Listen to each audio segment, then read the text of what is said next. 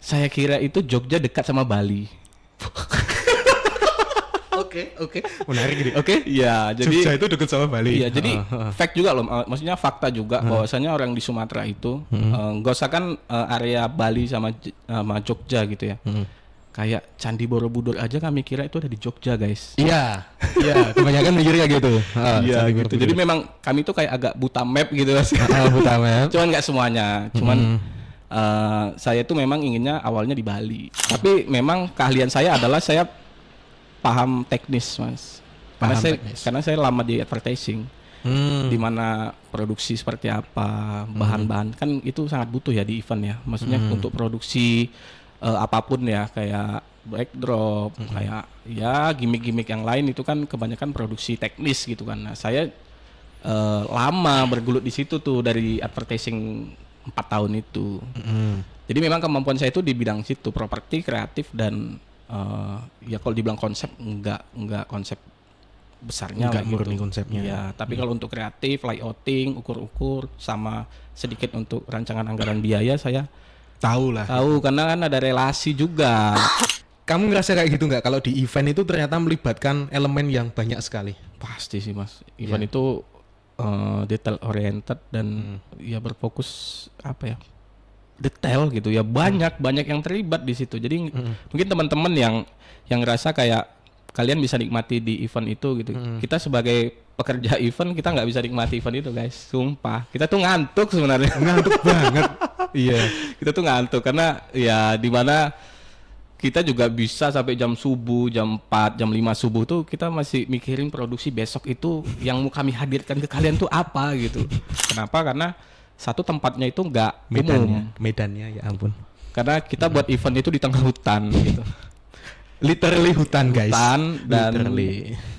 iya, satu kan kendala kita di alam itu kan jadi Yap. salah satu faktor saya kayak ini gimana biar secara produksi tim-tim yang lain itu bisa enak gitu kerjanya gitu dan kita nggak sampai kesel banget gitu kan. Terus di mana kita juga mengundang salah satu musisi nasional yang kita tahu lah musisi nasional kan permintaannya itu pasti banyak gitu Mas kan. Jadi kita kan harus ngasih apa yang namanya ya, mereka itu nyaman gitu biarpun dia main di hutan tapi ya kalau bisa akses dia juga lebih gampang, tim-tim produksi dia juga bisa lebih gampang gitu. Itu salah satu yang sangat berkesan.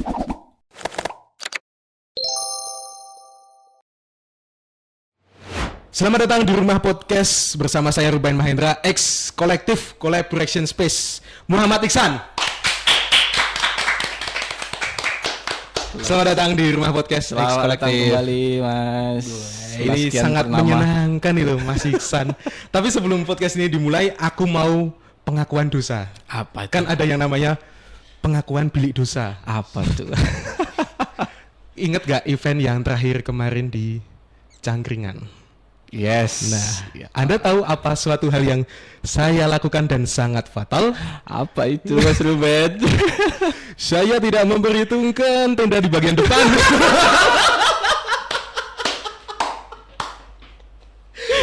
itu awalnya tuh konsepnya kayak gitu loh Mas Iksan. Tahu nggak? Tapi tahu nggak dirimu? Kalau itu aku improve pas saat itu. Nggak tahu. Kalau kamu improve itu nggak tahu. Cuman, Oke. cuman sebelumnya Selamat ya. sebelumnya itu kayaknya udah ada. Ya aku juga salah nggak kasih tahu kalau ada tambahan tenda ke depan Nah, gitu. Berarti kamu juga dosa dong Mas Aku itu. diam-diam juga.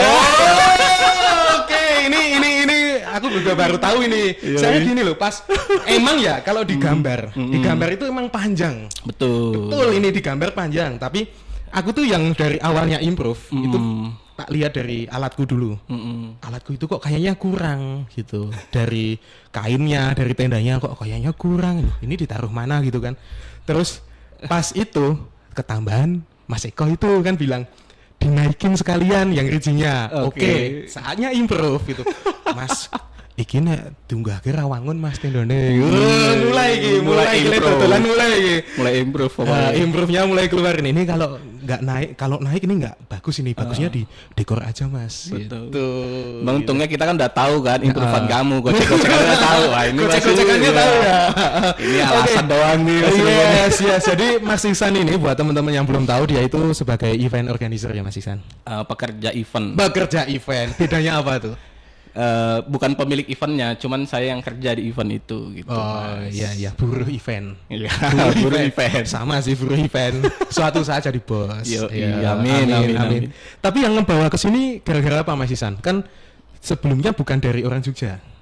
Bukan, saya bukan asli orang Jogja. Yes. Aslinya orang Sumatera. Mm-mm. Ke kolektifnya apa ke Jogjanya gitu, Mas? Sumateranya Sumatera mana Mas Isan? Medan, saya Medan aslinya. Oh Medan. Waduh, Batak Medan saya. bah. Medan bah. Oras, wah. Waduh. Saya Batak Nasution. Oh, Nasution. Nasution. Siap. Nasu Session. Apa Disingkat itu? NST biasanya, Mas. Kalau Nasution. Nasution itu apa itu? Ya itu Nasution. Oh. Kok jadi Nasution? Oh, Inggris baru tahu loh Medan itu jajahan Inggris. Oke, jadi Marga Nasution. Nasution. Ya ibu itu asli orang Sumatera. Berapa bersaudara Mas Isan? 4. Saya 4 bersaudara. Saya anak ketiga dari 4 bersaudara itu. Iya. Ibu keluarga semua ada di Sumatera. Mm-mm. Kalau alasan kemari ya perahu saya kayaknya salah alamat ya jadi sampai di Jogja. Awalnya mau kemana? Awalnya itu kebodohan mungkin ya, ini sebuah kebodohan saya gitu. Kebodohan. Saya kira itu Jogja dekat sama Bali. Oke. Menarik gini. Oke. Iya, jadi Jogja itu dekat sama Bali. iya, jadi fact juga loh, maksudnya fakta juga bahwasanya orang di Sumatera itu nggak usah kan area Bali sama Jogja gitu ya. Kayak Candi Borobudur aja kami kira itu ada di Jogja, guys. Iya. Kebanyakan mikirnya gitu. Iya gitu. Jadi memang kami tuh kayak agak buta map gitu mas. buta map. Cuman nggak semuanya. Cuman saya tuh memang inginnya awalnya di Bali. Pengennya ke Bali, punya teman-teman bule-bule gitu loh, senangnya. Karena saya anggap kayak wah kalau ke Bali langsung nggak apa ya, belum siap gitu diri saya gitu kan. Ke Jogja aja dulu karena ingatnya wah Jogja dekat sama Bali gitu. Jadi nyari ilmunya di Jogja bisa ke Bali gitu loh mas. Aku malah baru tahu loh ada orang yang mikir kalau Jogja itu dekat sama Iya, Bali. di saat itu 2016 tepatnya. 2016. Terus ke Yes. sini kuliah.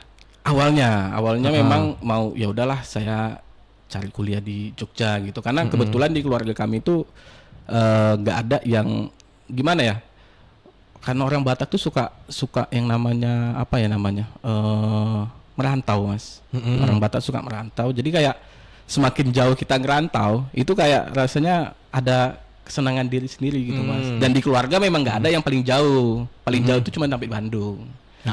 Saya coba lah udahlah ke Jogja aja gitu, toh saya juga suka seni kan. Saya suka seni, terus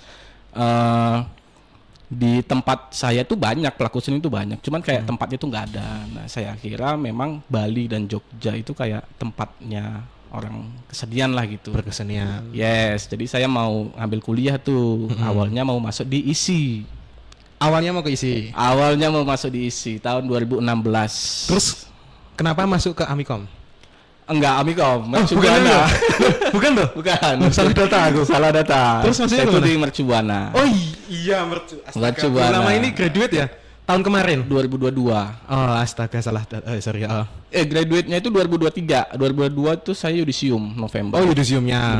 Oke. Jadi itu hampir 6 tahun lah ya jadi CEO di Mercubuana. CEO pemegang saham tertinggi. Yoi. Rutin bayar. Rutin bayar. Masuk jajaran. Berapa tahun tuh? Saya masuk itu 2016. Selesainya itu ya 2022 November. Enggak itu aja kan sekalian. yudisium. Enggak sekalian donatur rutin sampai tahun berapa gitu? Aduh itu uang saya habis. Ngambil jurusan apa tuh di Mercu? Ambil di ilmu komunikasi. Oh iya. Konsentrasinya itu marketing komunikasi sebenarnya. Oke. Banyak ya orang event itu dari Ilkom? Sebenarnya sih iya. Ya ada juga sih teman saya di kantor juga dia dari geografi juga jadi ada Ilkom juga jadi aneh sih ada kayaknya event ya. juga pasti aneh. Tapi itu masuk kalau lagi survei-survei itu ngukur geografi itu pemetaan namanya. pemetaan peta buta. Enggak tahu tempat siap gitu. Kan peta buta dia. Peta buta. Oke. Terus itu awalnya di situ Mas. Saya mau masuk ISI karena saya anggap kayaknya seni saya Seninya harus masih berhubungan. Iya, masih berhubungan. Ternyata ISI itu nggak bisa menerima saya karena seni saya terlalu tinggi nilainya. Terlalu filosofis. Sampai tidak berbentuk. Kalau ke isinya ke apanya? Di kafe. Oh, di kafe. Desain komunikasi visual. Itu masuk di Fakultas Seni Rupa. Ya. 2016. Nyoba itu 2 kali karena kan masuknya itu di tahun yang sama 2016. Tahun yang sama 2016 pertengahan sama di akhir ya kok salah di September Oktober gitu. Nyata ya memang Tuhan belum menerima saya untuk menjadi anak seni isi, menjadi anak komunikasi yang kerja di event. Yoi. Terus kan biasanya kalau ini gara-gara magangnya atau apa kok masuk eventnya itu?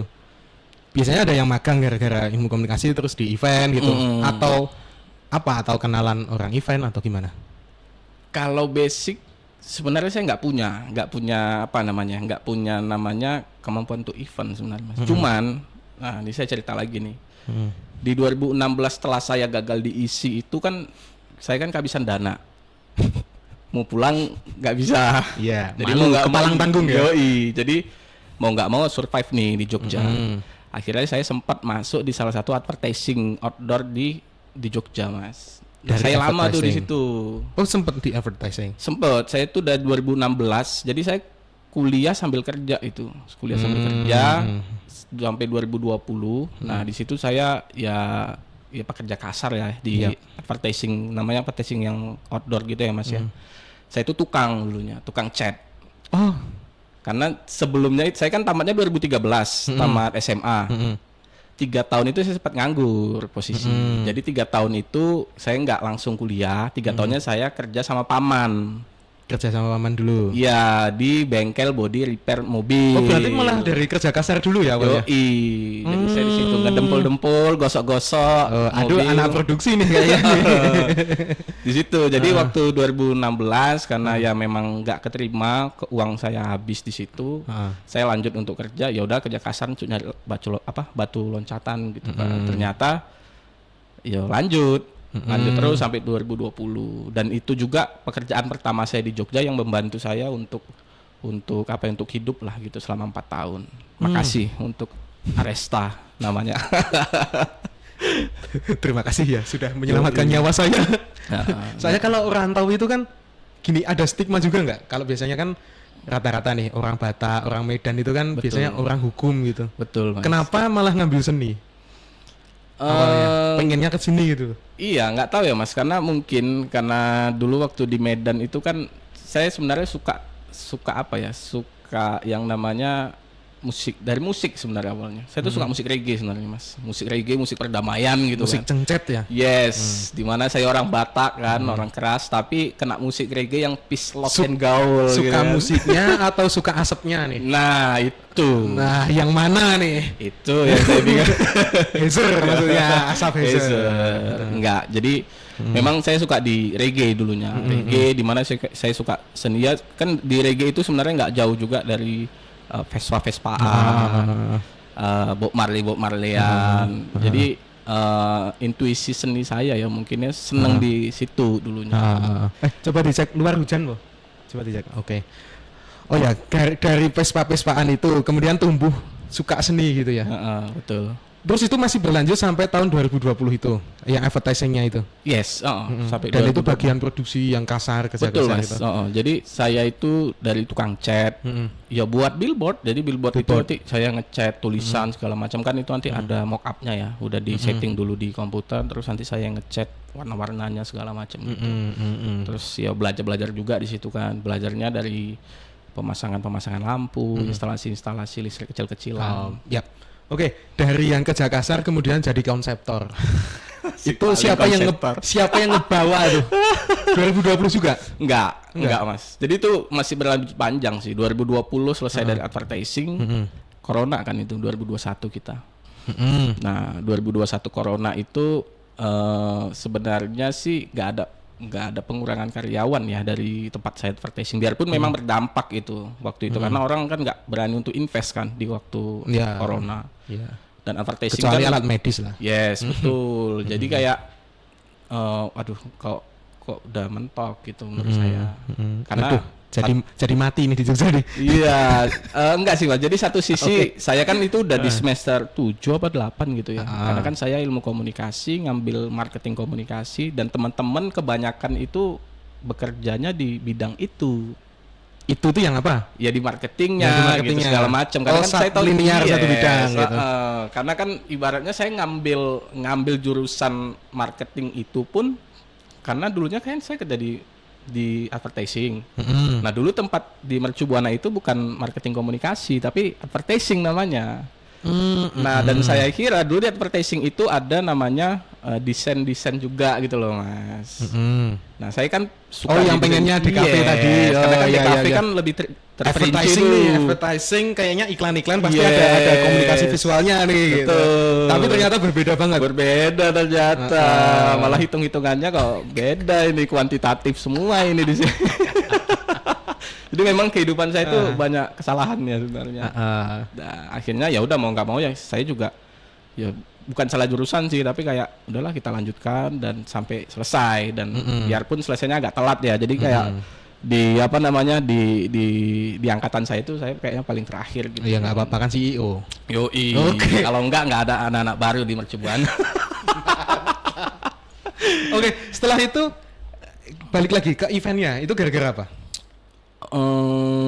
Gak ada alasan ya sebenarnya kenapa event, karena saya juga nggak punya basic dan nggak punya pengalaman event sebenarnya. Sekalipun event itu dulu tapi 2010 saya jadi panitia 17 Agustus. Umum lah, Umum. biasa. Tapi memang keahlian saya adalah saya paham teknis mas. Karena saya lama di advertising. Di mana produksi seperti apa, bahan-bahan kan itu sangat butuh ya di event ya. Maksudnya untuk produksi apapun ya, kayak backdrop, kayak ya gimmick-gimmick yang lain itu kan kebanyakan produksi teknis gitu kan. Nah, saya lama bergelut di situ tuh dari advertising 4 tahun itu. Jadi memang kemampuan saya itu di bidang situ, properti, kreatif dan ya kalau dibilang konsep enggak konsep besarnya enggak lah murni gitu. konsepnya. Ya, tapi kalau untuk kreatif, layouting, ukur-ukur sama sedikit untuk rancangan anggaran biaya saya Tahu lah. tahu karena kan ada relasi juga. Oh, dari situ. Iya, relasi kita untuk mencetak banner, digital printing segala macam. Itu Mas Ruben. Dan udah lama juga ya di Jogjanya itu ya. Ya 2016 8 lah ya. Iya 8. Kayaknya bulan ini deh. Bulan ini pas 8 tahun saya deh. Bulan apa? Bulan ini? April ini. Oh. Kayaknya saya tuh masuk ke Jogja itu April tanggal 16 itu 2016. Ya, selamat berpetualang di Jogja. Ternyata keterusan. Betah Mas, nggak bisa keluar. Yang bikin betah di Jogja apa? Suasananya, Suasananya. orang-orangnya. Kalau pandangan orang luar gimana sih orang Jogja itu? Ya open minded, orang Jogja itu kayak nggak ada ngasih curigaan lah ke orang lain. Nggak Asalkan ngasih dia curigaan. mau bertanggung jawab, terus ya nggak tahu di belakangnya gimana ya. Iya. Cuman kalau di depannya itu ya overall semua terima lah. Maksudnya budaya di Jogja kan budaya banyak mas, nggak cuma orang Batak doang kan. Ada saudara kita dari timur juga banyak di sini. Ya. Teman-teman yang lain. Jadi kayak Jogja itu kayak tempat kumpulnya segala macam budaya lah. Gitu. Banyak yang bilang kalau di tempat-tempat kan orang merantau itu di tempat yang kota banget nih biasanya di Jakartanya, Surabaya atau Bandung. Kalau di Jogja itu ada yang bilang bahwa ketika kamu lapar kamu nggak usah takut lapar di Jogja. Iya itu betul. Ya walaupun gajinya beda ya kan di Jogja ya. Itu memang fakta sih. Jadi memang ya kehidupan saya kan memang sendiri gitu ya. Dan banyak dibantu sama teman-teman sebenarnya. Ya keluarga ada yang bantu. Cuman untuk yang saya jalani setiap harinya itu banyak dibantu sama teman, tetangga itu terima kasih banget sih sebenarnya untuk mereka. Jadi kayak betul tadi yang dibilang Mas Ruben kayak jangan takut nggak makan di Jogja, pasti makan kita. Walaupun Indomie. Nah, itu. Di Jogja itu bedanya itu. Menurutku. Betul. Mas. Kalau beda lagi ya kalau kamu punya kesalahan apa nanti diungkit-ungkit itu. Itu tergantung orangnya sih itu. Tapi kalau karena kita dari budaya Batak kayaknya kalau omongan belakang udah kita tinggal sih. Oke, terus masuk ke eventnya tahun? Event itu 2022 saya masuk. 22. Berarti 21 sempat libur itu? Enggak, 21 itu saya jadi sales. Sales di advertisingnya tadi? Enggak. Beda lagi? Enggak, beda dong. Oh, lompat lagi dong? Lompat, saya itu lintas jurusan mas. Berarti udah nggak kasar lagi, lebih ke sales gitu? Sales, jadi itu saya di sales itu 2 tahun malahan sebenarnya. 2020, 21, 22 ya. Betul 2 tahun itu saya sales di wifi, di apa yang namanya? Wifi. Internet gitu, internet rumahan.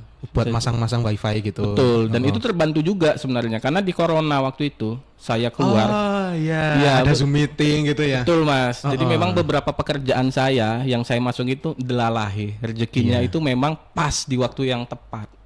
Saya masuk di sales wifi, kena corona. Ya kita nggak mau semua kena corona gitu, tapi di saat itu orang membutuhkan internet kan.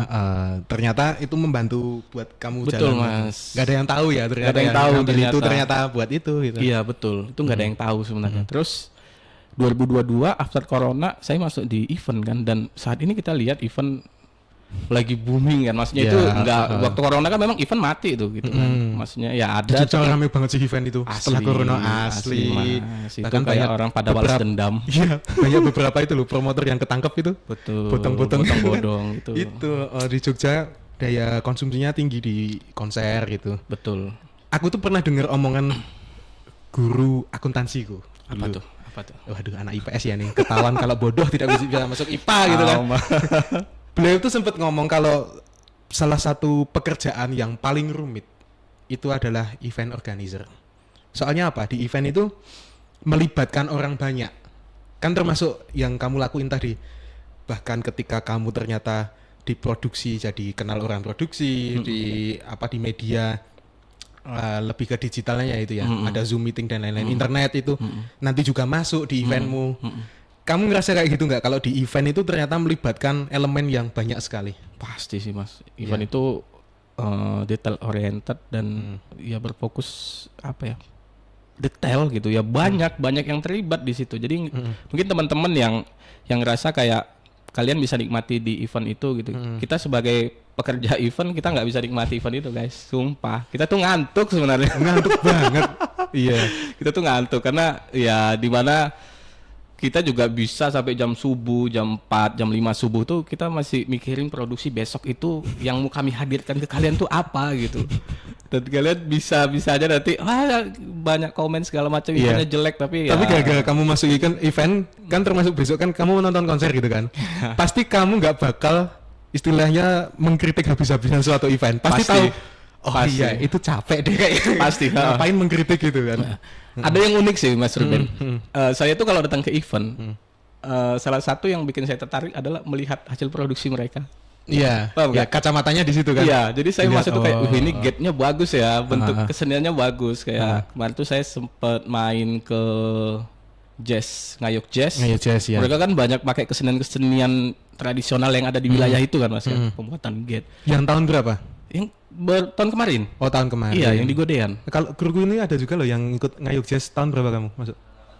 18. Oh iya. Dia orang eventnya juga. 2000 Keren. berapa? 18 ya? Keren. 18. Itu jadi kayak saya malah menikmatinya itu ya pasti gestarnya pasti saya menikmati, maksudnya yang mereka tampilin. Cuman salah satu yang bikin saya refreshing tuh saya makin banyak ilmu hal baru. Ngayog Jazz itu banyak ya. Betul. Yang nggak hanya tempat ya seminim itu gitu.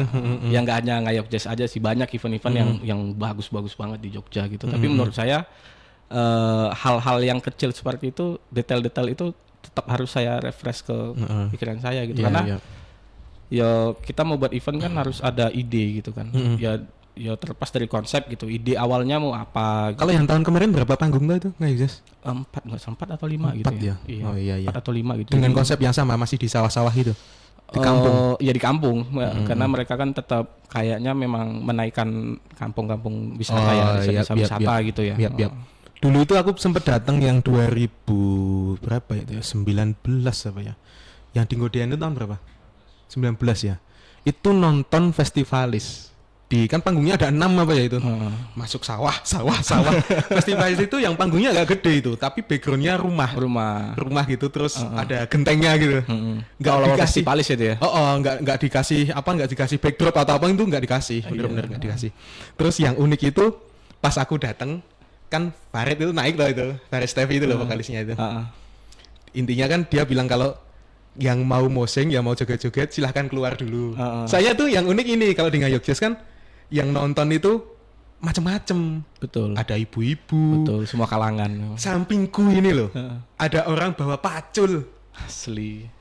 Bapak-bapak sawah habis di sawah. Ya, tapi memang seunik itu ya. Ngayog Jazz itu memang pestanya jazz masyarakat kelas bawah. Yap. Jadi mereka bawa nama Ngayog Jazz itu, jazz kan kita tahu kalau itu salah satu tingkatan musik paling tinggi. Ya, yang kalau di gede Eropa. banyak kalau Iya. jazz itu. Cuman mereka ngebungkus konsepnya itu gimana jazz itu bisa dinikmati sama kaum kita gitu, kelas-kelas bisa menengah ke bawah. dimasyarakatkan lah itu. Iya, dan buktinya memang terrealisasi kan, itu memang setiap tahun pasti ada, dan Iya. penontonnya betul kata Mas Ruben tadi, nggak hanya apa ya namanya, nggak hanya orang-orang yang terpelajar, tapi ada yaitu bapak bawa pacul, ibu-ibu. Itu unik banget lah. Aku baru pertama kali nonton gigs ada yang bawa pacul itu. Itu keren banget. Itu sih. bukan senjata tajam guys, itu emang memang dia bekerjanya pakai itu. Iya, dan itu gratis loh. Gratis, Nggak ada Iya. tiketing. Oke, kalau lihat event berarti kacamatamu sekarang tajam lihat termasuk produksi, cara mengorganisnya ya gitu ya. Yes, Tiap lihat sedikit lah event. mas, maksudnya ya kita lagi proses belajar juga gitu. Oke, sekarang gini, kita coba sharing pengalaman aja ya. Menurutmu event yang pertama dulu yang berkesan buat kamu apa? Yang kamu bikin Yang aku bikin sama tim gitu. sama tim lah ya. Salah satunya tuh tahun kemarin ya, itu 2022 kita ngundang salah satu musisi nasional juga, itu sama 420 yang 420. ya itu acara musik biru itu sama partnershipnya, kerjasamanya itu sama BOB, Badan Otorita Borobudur. Gak apa-apa tuh mas? Enggak apa-apa. Nah, jadi memang mereka ada event tahunan yang mengangkat promosi tentang wisata mereka gitu di glamping namanya, di glamping Purworejo. Itu salah satu event yang sangat berkesan bagi saya gitu. Kenapa? Karena satu, tempatnya itu nggak umum. Medannya ya ampun. Karena kita buat event itu di tengah hutan gitu. Literally hutan guys. Hutan dan Literally. iya, satu kan kendala kita di alam itu kan jadi Yap. salah satu faktor saya kayak ini gimana biar secara produksi tim-tim yang lain itu bisa enak gitu kerjanya gitu, dan kita nggak sampai kesel banget gitu kan. Terus di mana kita juga mengundang salah satu musisi nasional yang kita tahu lah, musisi nasional kan permintaannya itu pasti banyak gitu mas kan. Jadi kita kan harus ngasih apa yang namanya mereka itu nyaman gitu, biarpun dia main di hutan tapi ya kalau bisa akses dia juga lebih gampang, tim-tim produksi dia juga bisa lebih gampang gitu. Itu salah satu yang sangat berkesan sih, menurut saya. Kita ngomongin behind the scene-nya sekarang. Coba ya, ini kita urutin timeline-nya.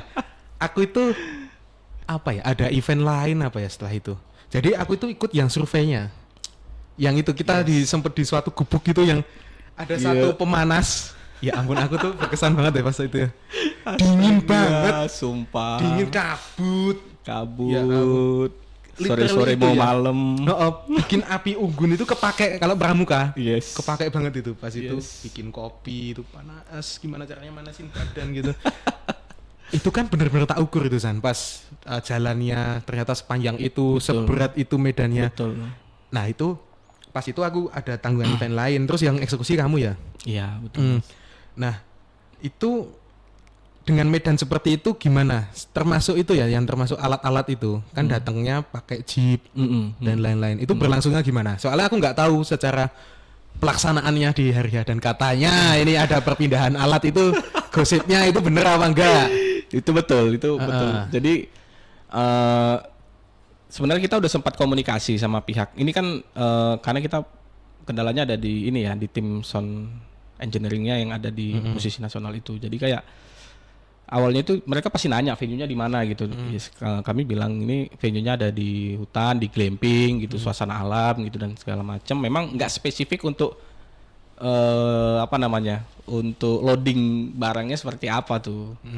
Kalau kita misalnya kayak saya dan timnya Mas Ruben itu kan sebelumnya pernah buat event juga di sana gitu. Yeah. Jadi kita udah tahu cara untuk masuk loading in dan loading out-nya itu seperti apa kan kita tahu, karena di sana itu nggak bisa, jadi jaraknya itu sekitar 500 atau 500 meteran. 500 meteran. Ya jadi itu memang posisinya ya, kalau dia parkirannya di atas, kita tuh turun dulu tuh ke bawah, ke tengah sampai ke titik venue gitu kan. Nah, untuk bawa barangnya kan nggak bisa digotong dong kalau kita bawa rigging, bawa subwoofer, sound system segitu gedenya itu yang kan. pakai jalur itu ya, jeep itu ya. Yes, jadi warga sana atau mereka sebelum buat glamping itu memang aksesnya itu semua pakai jeep. Jadi mereka udah siapin jeep, nanti lewat jalurnya itu yang gini-gini loh mas. Tapi itu kayaknya memang sengaja deh. Jadi tempat itu kan kayaknya khusus buat disewakan event-event tertentu. Betul. Yang eksklusif gitu. Betul. Saya medannya benar-benar yang Itu ekstrim sih menurutku. Asli. Kalau pakai mobil biasa nggak bisa itu. Asli. Kalau itu memang betul, Mas.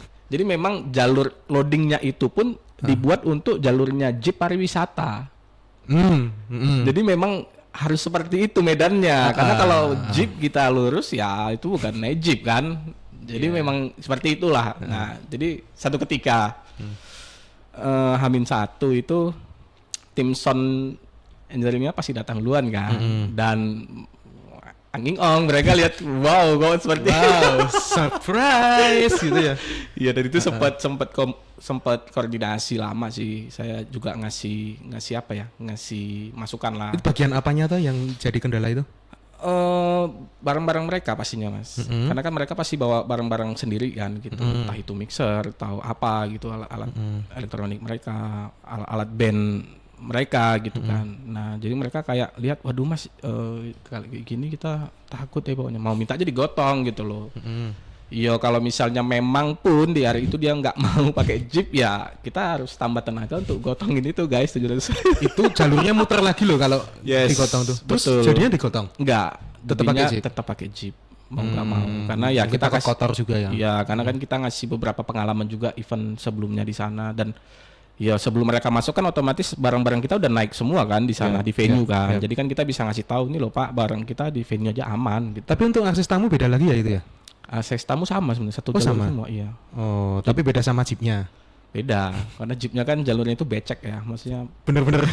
Iya, jadi kalau kita naik di jeepnya itu guys, naik di jeepnya nih, itu airnya tuh genengnya di samping ini. Itu kalau mau ke venue itu tuh berasa kayak outbound. Asli, outbound banget tuh. Keren sih, itu salah satu event yang berkesan sih bagi saya. Dan titik-titik tertentu itu bahkan kan kita sempat meeting kan di dekat situ. Betul. Itu cuma bilang, engkau aku nang ngisor, aku nang dhuwur. Perjalanannya itu hampir 1 jam guys. Cuma mau ke sana gitu. Oh udah kelihatan sana tuh. Itu 1 jam ya ampun. Ya itu seru sih ya. Itu seru banget sih memang di acara musik biru itu. Dan ya tahun ini belum ada kayaknya. Itu di setiap bulan Maret kayaknya. Diadakan di Hari Musik Nasional, ada di tanggal 10 apa 9 ya, Hari Musik Nasional. Hari Musik Nasional ya. Itu diadakannya di tanggal-tanggal segitu. Oke, ini kita coba throwback ya. Pertama kali kita ketemu itu pas kapan tuh? Seingatku ketemu sama Mas Ruben itu di Semaradahana. Semaradahana ya di Taman Pintar. Yes, 2022. Oh, yang pertama ya? Yes, betul. 2022 bulan Desember. Oh. Seingatku.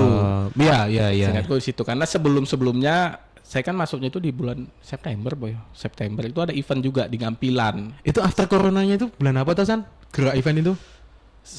Pertengahan, Boy. Tapi itu belum, ini masih ada PP apa namanya? Oh, yang itu. Yang dia yang ngebatasin secara orangnya terus ada protokolnya gitu kan. Mulai dilepasnya itu kita kan di 2023. Kita itu sebenarnya masuk eventnya itu berarti barengan loh, San. Masa? Secara masuknya gitu loh. Kalau kamu kan masuk Harjo. Aku kan freelance di Starpro juga. Ya di Starpro itu aku juga kayaknya bulan-bulan itu deh. Kalau aku event pertamanya di BRI apa ya itu. Kayaknya after coronanya juga. Kalau kenal sama orang-orangnya itu udah lama, tapi berseberangan gitu loh. Kadang aku manggung, dia yang bawa lampu gitu loh. Kalau dulu kan aku anak band awalnya gitu. Tapi terjunnya ke event, ke event ya itu. Tapi menyenangkan ya di event itu ya. Senang, capek, sedih ya pastilah semua kumpul kan. Cuman orientasi kita pasti kesenangan penonton. Yes. Soalnya ya itu jelas nggak tidur jelas. Pasti kalau itu. Pasti kalau itu ya tidur lah. Cuman nggak lebih panjang dari kalian. Iya. 5 menit itu udah berasa kayak 2 jam lah gitu ya. Itu kemarin event kita yang di Cangkringan itu sama Mas Ruben juga. Itu kan paginya itu mata kita udah kayak ikan tongkol busuk guys. Udah tongkol busuk. Apalagi itu pas puasa kan? Pas puasa. Kenapa itu saya itu? Kan itu ada waktu nih dikit nih kayaknya. Wah, ada waktu. Tiduran dong di dekat operator. Tiba-tiba dia memutarkan lagu membangunkan sahur. Ya ampun, itu padahal baru jam 2 loh San. Jam 2. Aku nyoba tidur bentar gitu. Sahur. Gleng gitu. Ya ampun. Itu Iksan kelakuan ya ampun. Itu kegabutan sebenarnya guys. Jadi kita Tapi kabutmu mengganggu jam istirahatku cuy. biar semua gitu bangun gitu. Jadi memang kalau kita orang-orang teknis properti itu kan kita tahu jam kerja kita itu pasti lebih panjang gitu. Karena kita harus make sure besok itu semua harus stay. Kita udah harus mempersiapkan besok itu udah harus clear area gitu. Kita udah selesai dan waktu kita kan panjang. Nah, cara kita menghibur diri itu ya gitu ya. Buat kegoblokan gitu. Ya, seperti itu sih Mas kalau saya. Mungkin kalau yang lain nggak tahu ya cara menyenangkan dirinya. Tapi menurutku faktor adaptasi sih menurutku kalau di event itu yang paling kerasa itu. Betul. Kalau orang yang lemah di adaptasi, waduh, itu KO deh di event itu. Yes. Termasuk cari makan aja susah itu loh di Jangkringan tuh. Oh, betul Mas. Mesti kemana. Kamu sempat nyasar gak di daerah situ yang ada kandang sapi tau gak? Iya, yang turun ke bawah itu kan. Itu fun fact ya. Ini fun fact. Coba teman-teman cek di daerah sana itu. Aduh, aku lupa jalan apa ya itu. Cangkringan. Di daerah Cangkringan itu ada tempat di mana tempatnya tuh mewah banget. Betul. Yang terlihatnya itu seperti kafe. Betul. Dengan lampu-lampu itu ya. Lampu-lampu warna kuning renteng gitu. Ternyata itu kandang sapi sama kuda. Itu unik sih menurutku. Iya, itu venue gigs-nya anak-anak sapi untuk main event dia. Masuk itu aku kan sama temenku yang timku tuh. Masuk kok isinya sapi sama kuda, ini semewah ini tempatnya gitu. Katanya juragan sana sih itu. Iya, Tuan Tagur ya sana kayaknya. Tuan Tagurnya sana. Sempat itu karena aku pulangnya kan jam 3 ya. Pokoknya habis sahur emang kalian. Ya habis ganggu itu kan. Iya, pokoknya gitu. Terus pulang. Gelap kan sana jalannya kan yang memang gelap banget kan. Ya, tapi yang paling ekstrim itu di itu loh San. Mana? Yang mana ya? Itu Laguna apa ya? Yang pas kabut itu. Oh iya, itu waktu acara Sunset Laguna kan. Depok apa ya? Oh, Sunset Run. Itu juga berkesan juga sih. Itu ekstrim sih menurutku asli. kabutnya. Aku tuh karena nggak bawa baju ganti apa ya itu. Aku mutusin buat pulang dulu. Ya bentar sih, pulangnya nggak lama. Yang penting ambil baju. Pulangnya itu nggak kelihatan San. Betul Mas. Kamu kan tidurnya kan di sana. Iya, kamu kan pulang dulu naik motor. Aku bilang aku pamit ya.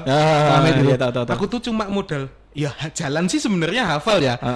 Aku nge-map saat itu. Soalnya nggak kelihatan depanku itu apa. Betul. Sambil pakai headset. Betul. Sama modal yakin sih. Yang paling deg-degan itu kalau pas jalan tiba-tiba belakangmu ada lampu. Apa ini? Ke kanan. Kok ikut ke kanan? Ke kiri. Kok ikut ke kiri? Tapi mungkin loh.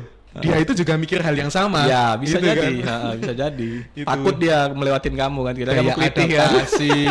Ternyata juga adaptasi juga dia. Wah, itu berkesan juga sih karena nggak tahu ya Mas, minggu-minggu itu memang kabut, dari sore itu kabut karena kan sebelum pas loading nih H-1 kita H-1 apa H-2 deh, H-1 kita loading itu kan jam 3 sore. Aku sama tim kan ngecek rute, nge-make sure lagi rute untuk lari gitu kan. Jadi kan kami lewatin jalur pantai. Nggak kelihatan. Nggak kelihatan Mas, pantainya ombaknya nggak kelihatan sama sekali. Jadi betul-betul tuh kabut. Gitu. Dan itu ya kayak di Dieng. Aku pas bawa video tuh sama temen Manpower juga gitu. Kami lagi di Dieng nih gitu. Padahal di pinggir laut. Pengalaman yang begitu menyenangkan ya. Termasuk di kolektif ini. Asli. Sangat menyenangkan sekali. Karena kita di depan kita sudah ada. Selain studionya, di sini aku juga udah ada minuman nih. Aduh, lupa namanya tadi. Apa namanya? Peach. Apa? Lemon. Peach lemon. Nah, dia juga lupa. Squash, oke. Ini apa nih Mas? Squash ini air putih. Biar kelihatan sehat aku. Ini putih. Ada embunnya. Oh gitu. Aman. Akhirnya yang ice gitu. Ini ice juga. Oh, yang ada tanduk biru tapi. Tanduknya udah hilang sih. Pulau es.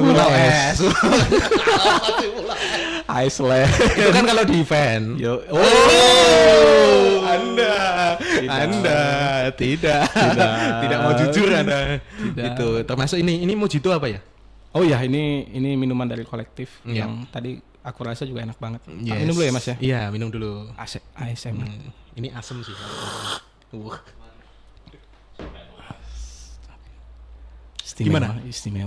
Istimewa. Ini sampai 2 jam kuat ini.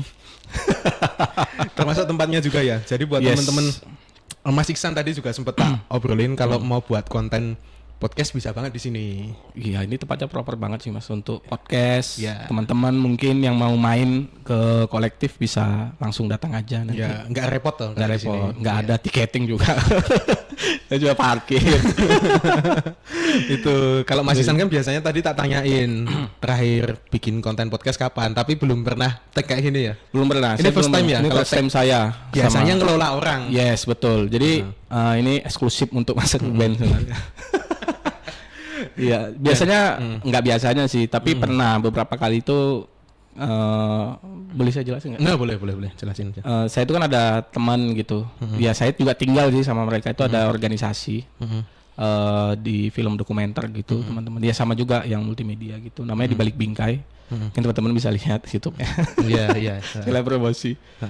Ya itu, jadi kita juga banyak bahas tentang budaya. Nah kita banyak ngadirkan narasumber budayawan gitu. Jadi ada kegiatan podcast, ada webinar dan Wah, ini sebentar lagi nih kayaknya di kolektif juga nih. bisa itu bisa banget sih, kita open banget. Oke, kita ngomongin event ya. Event itu menurutku gini Mas Isan. Ada yang tipenya itu bandingin nggak kamu sama yang dulunya awalnya 17-an tapi tiba-tiba masuk ke corporate? Kerasa beda banget ya? Pasti kalau itu. Iya. Secara teknis atau secara apa menurutmu? Secara komunikasi dan koordinasi sebenarnya. Kalau sama bisnis itu beda guys. Jadi kayak event itu kan banyak ya, macam-macam event tuh banyak. Jadi mungkin nggak hanya event yang kita lihat nyanyi, maksudnya ya ada juga yang pameran, ada budaya, ada pacuan kuda itu juga pacuan event kuda loh itu itu. event juga gitu. Ulang tahun itu Motor juga event. klasik. Ulang tahun itu juga event. Jadi Ulang tahun. event itu adalah sebuah kejadian. Iya sih, simpel itu sih. Simpel itu Event itu sebenarnya. sebuah kejadian. Cuman yang namanya event organizer atau sebuah event yang gede adalah yang bisa memberikan kesan Yes. ke orang yang datang ke situ. Jadi perbedaannya event. Nah, kalau misalnya kalian ngerasa berkesan datang ke ulang tahun teman kalian, berarti konsepnya bagus. Ya, ini orang-orang di balik layarnya siapa gitu ya. Biasanya ada event tertentu itu yang Iya. berkesan gitu kan. Ya, terus kalau event yang B2B gitu, koordinasi atau komunikasinya itu ya sebenarnya enak ya sama klien gitu. Kita cuman apa namanya ngebongkar brief yang mereka kasih, kita kasih konsep yang mungkin nggak monoton dan lain-lain, tapi biasanya kejadiannya itu kita disuruh untuk apa ya namanya? Yang nggak enaknya. Bandung Bondowoso. Nah, bahasanya Kalau seperti itu. ditelepon, Mas sampai sini jam berapa? Saya sudah sampai. Iya, bilangnya kayak gitu kalau bisa kan. seperti itu guys. Jadi kita pakai awan kinton ke sana. Gitu. Jadi memang kalau sama B2B kita memang harus ngasih service yang luar biasa gitu. Karena permintaan mereka pasti macam-macam. Nanti brief A ternyata Hamin satu berubah tuh tiba-tiba. Oke, ini kita bongkar sekalian ya buat teman-teman yang belum tahu mungkin ketika bikin event itu awal langkahnya dari apa? Dari apa dulu kemudian ke show-nya atau ke konsepnya atau apa dulu atau perizinan dulu atau apa? Kalau pengalaman saya gitu Mas ya, mungkin teman-teman yang lain yang pelaku event juga beda-beda ya modelnya. Kalau dari kami sih biasanya pasti kita buat konsep dulu gitu. Kita buat konsep ya bisa dituangkan dalam bentuk proposal gitu. Kalau misalnya kita butuh supporting dari yang lain-lain gitu kan, pihak-pihak yang lain. Tapi intinya ada konsep gitu. Konsepnya itu apa ya? Itu nanti terserah teman-teman mau buat apa. Misal kita mau ngambil konsep event yang dia dimainkan atau dimulai itu di tanggal-tanggal gede gitu. Itu kan bisa kita manfaatkan momentum. Kita ambil momentum di situ. Nanti kita buat tuh rangkaiannya apa gitu. Kalau misalnya dia Hari Pancasila gitu. Nah, itu nanti kita bisa mungkin buat pameran Pancasila, sejarah-sejarah yang pengamanannya super ketat karena Hari Pancasila. Oh gitu. Ya maksudnya kan saling membackup gitu. Event besar, nasional gitu. Itu terus Oke. Terus ya nanti kita buat anggarannya apa, anggaran tuh pasti kan. Terus pengisinya siapa itu ya pastinya konsep lah yang harus gitu. Masa kita mau jalanin tapi kita nggak tahu konsepnya di mana, tempatnya di mana, harinya apa, mulai jam berapa, itu kan harus detail ya. Dari konsep dulu, setelah konsep itu nanti kita lihat dulu eventnya itu mengundang masyarakat banyak atau itu hanya perusahaan. Kalau kita mengundang orang lain untuk datang ke event kita harus masuk namanya promosi. Cakupan orangnya dulu ya. Masanya itu sampai seluas Siapa? apa? Kalau misalnya event kita itu bergeraknya untuk mengambil massa perlombaan, lomba ini segala macam atau musik gitu kan. Nah, kita harus titik keduanya promosi. Karena kalau misalnya kita nggak promosi, ya orang lain gimana mau tahu ada event kita itu kan. Terus untuk permit? Untuk permit itu ya nanti Ini kalau bagian yang paling fatal sih menurutku, permit itu. Yes, betul. Itu salah satu yang nggak bisa kita kita lepas juga permit itu. Ya biarpun event kita itu sebenarnya Perizinan guys. permit itu perizinan. Ya macam-macam, bisa nanti sama pengelola tempat gitu. Atau masyarakat gitu, atau ya pihak yang lain misalnya keamanan dari kepolisian atau butuh TNI gitu segala macam. Kalau memang event kita gede gitu kan, kayak kemarin kami yang Sanseran itu kita sampai tim SAR loh Mas. Yang mana? Sanseran. Oh, Sanseran. Jadi Sanseran itu lomba lari guys, tapi dia di pinggir pantai. Lah, yang Cangkringan itu aja ada tim SAR-nya, tahu nggak? Ya, karena kan ring 1 Ngarso dalam Pak. Oh iya. Gubernur yang Aku tuh datang. mikir loh kemarin tuh, sungai nggak ada, pantai nggak deket sini. Oh gunung. Gunung. Karena kan kemarin tuh event 17 kilo ya itu ya dari kurang lebih segitulah. dari Merapi. Makanya kan sana banyak papan-papan jalur evakuasi kan. Itu memang. Begitu guys. Jadi keamanan itu pasti paling penting. Keamanan ya itu sih. Kalau biasanya kan teman-temanku kan ada yang barusan terjun event itu toh. Pertama kali yang tekankan itu kamu harus clear di perizinan dulu. Soalnya ketika perizinan itu udah clear, apa-apa itu tinggal digerakin gitu loh San. Yes. Iya nggak sih kayak gitu? Tinggal kamu nambah konsep, kamu nambah alat. Yang penting tanggalnya itu udah aman gitu. Yes, betul. Udah di keep, tanggalnya itu udah keep. Ya enak sih. Apalagi kalau misalnya ya teman-teman. Cari izin itu enak. Enggak enak sih. Nggak enaknya apa? Ya adalah. Jadi kadang gini ya, kayak tadi kita balik lagi ya. Kadang klien itu bisa H-7 misalnya seminggu. Kita udah ngasih tempatnya di sini gitu. Nah, ternyata dia minta pindah.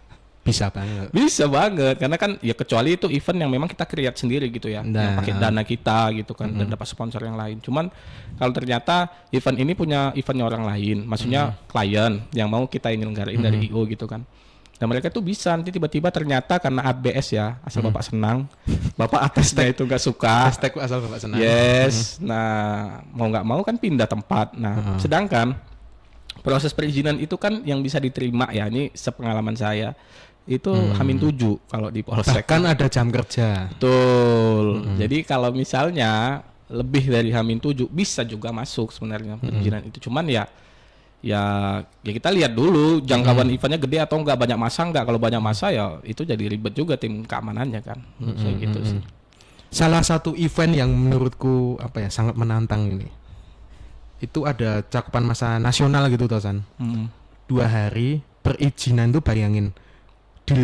Bukan deal sih. Aduh, kenapa pakai kata deal? Apaan di tuh? ACC. Ya, saya salah sih. Deal itu kalau jual beli ya. Ini ACC sih. Izin di ACC itu maghrib H-1, bayangin. Wow. Padahal alatnya itu H-3 udah datang. Udah tata-tata nih. Barang udah jadi, izinnya belum ada. Bayangin maghrib H-1. Tapi itu tricky sih. Itu jam terbang teman-teman nanti. Betul. Bakal tahu serunya event tuh kayak. Dan seru banget bagian itu. Betul. Dan nanti kalau misalnya teman-teman ya di event dan udah sudah ngelewatin permit itu kan otomatis kan kalian akan menyimpan kontak-kontak bapaknya. Bapak kepolisian apa gitu kan. Nah, kalau kita event di tempat itu lagi kita juga gampang gitu. Maksudnya komunikasi udah enak gitu loh. Yang di Sermo kemarin tuh ada unik loh, seorang bapak Intel gitu kan. Apa tuh? Enggak gini loh, aku tuh kan tahu orangnya. Udah berapa kali kan banyak banget tau di daerah Jogja itu. Dia itu tiba-tiba datang di sampingku, agak menyamar gitu loh San.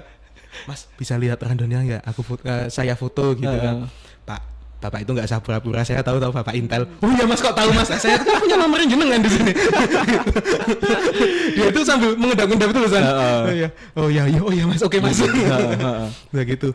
Jadi jaringan itu semakin diperkuat setelah adanya event. Ya balik lagi kalau event itu termasuk pekerjaan yang paling rumit sih. Betul. Detail oriented. Yes. Oke. Mungkin buat teman-teman itu juga ada yang mau terjun ke dunia event nih.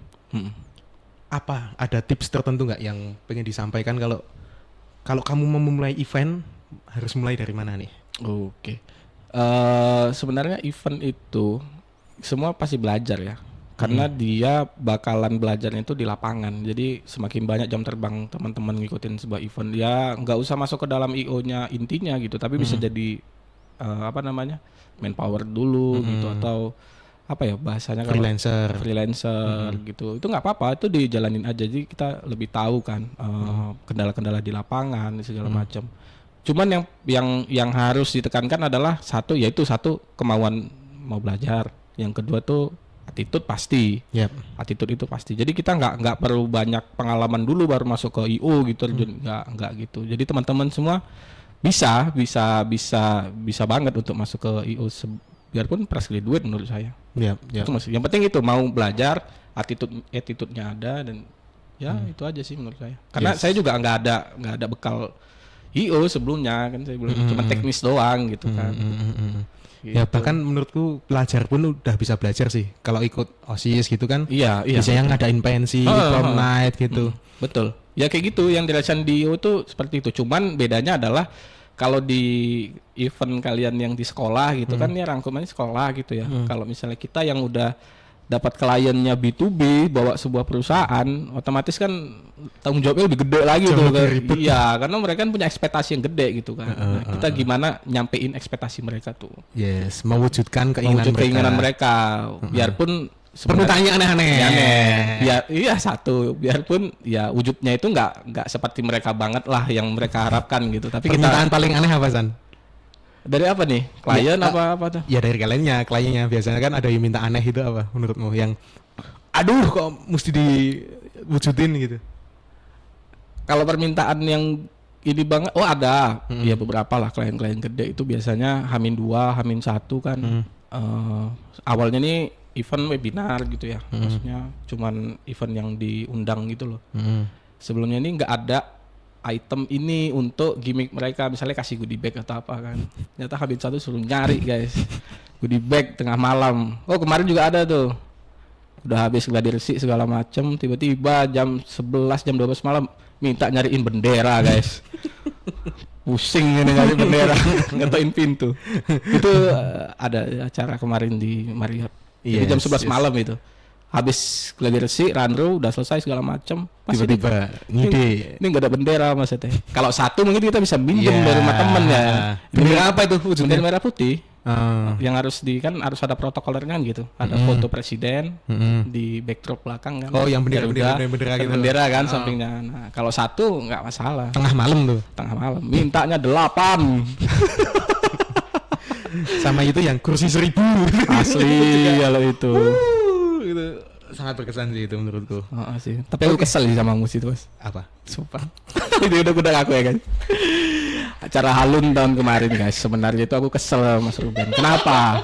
Dari awal udah kami bilang kursi itu di drop deket venue, taruhnya di parkir guys. Mas nanti diangkat ada oke. 12 malam gak ada yang ngangkat. Karena pagi-pagi event ini sakit semua. Jadi gini, kita luruskan dulu ya. Max Ihsan itu kan biasanya geraknya di IO-nya. Kalau aku beberapa kali juga di vendor. Jadi belum tentu di IO-nya gitu kan. Nah pas saat itu job deskku salah satunya kan ada kursi 1000 itu. Gini Mas Ihsan, aku mau lurusin itu. Itu tuh. Minum dulu. Kan, minum dulu. Itu tuh gara-gara ada yang itu loh, dekor penjor itu loh. Yang harusnya itu tuh turun di venue-nya. Oke. Terus dia itu ke utaranya, soalnya nggak ada akses buat truk turun gitu. Ya, tidak mau ya ini. Tenaga genset, tenaga sound semuanya mengangkat kursi sejumlah 1000. Aku sih udah feeling sih Mas sebenarnya. Ini kayaknya bakalan kami juga yang ngangkat gitu kan. Cuman kan ya kita punya atasan juga ya Mas. Jadi kita harus ngasih ekspektasi juga gede. Mau nggak mau ya udahlah, relakanlah waktu 2 jam untuk ngangkatin itu. Ya nggak apa-apa sih kalau kamu mau ngasih ongkos yang lebih banyak kan ya nggak apa-apa gitu. Cuma itu pengalaman juga teman-teman, bahwasanya segitu pedulinya kita orang IO, bahwasanya hal sekecil itu pun kita harus turun juga. Iya, ya kan kamu pekerja kasar juga toh dulunya. Iya. Jadi bisa dibantu ya kalau aku lagi naruh-naruh apa gitu kan. Ya tapi harganya dipotong. Sewa ya. Oke, terima kasih Mas Ihsan udah datang ke rumah podcast X Kolektif. Sama Mas. Ada yang mau ditambahkan nggak sebelum podcast ini ditutup? Semoga podcast ini rumah podcast kolektif ya namanya. semakin jaya, semakin banyak penontonnya, masukin narasumber yang lebih gila-gila lagi. Oke, thank you. Oke, terima kasih buat teman-teman ya udah dengerin Rumah Podcast X Collective Collaboration Space. Saya Ruben Mahendra. Saya Muhammad Iksan. Sampai jumpa di episode selanjutnya. Terima kasih.